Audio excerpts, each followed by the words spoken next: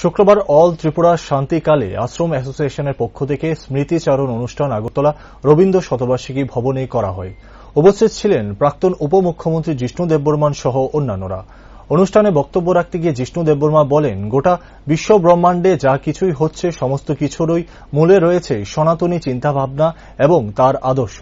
তিনি আরও বলেন, ভগবান এবং গুরুর আশীর্বাদ আমাদের সকলের মধ্যেই রয়েছে, যার ফলে বিভিন্ন মন্দির, গুরুর ধাম, আশ্রম স্থাপিত হয়েছে এবং আগামী দিনেও হবে, যার প্রমাণ পাওয়া যায় শান্তিকালের আশ্রমে গেলে। এমনকি তিনি সকল ত্রিপ্রাসাদের উদ্দেশ্য করে বলে থাকেন, তোমরা আমাদের ভাবধারা এবং চিন্তাধারা যতই অস্বীকার করো না কেন, আমরা সবাই সনাতনী, কিন্তু ত্রিপ্রাসাদের সকালেই সনাতনী আদর্শে বিশ্বাসী।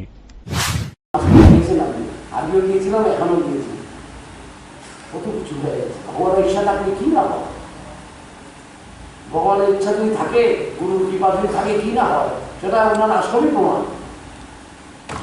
অন্তত আমরা জিজ্ঞেস করে আরে কি গুরু মানে কি, গুরু কৃপা থাকলে কি না হয়, সর্বম গিয়ে দেখলাম কি হোস্টেল হয়েছে, কি মন্দির হয়েছে, বেস্ট মন্দির মনে হয় এখানে আছে,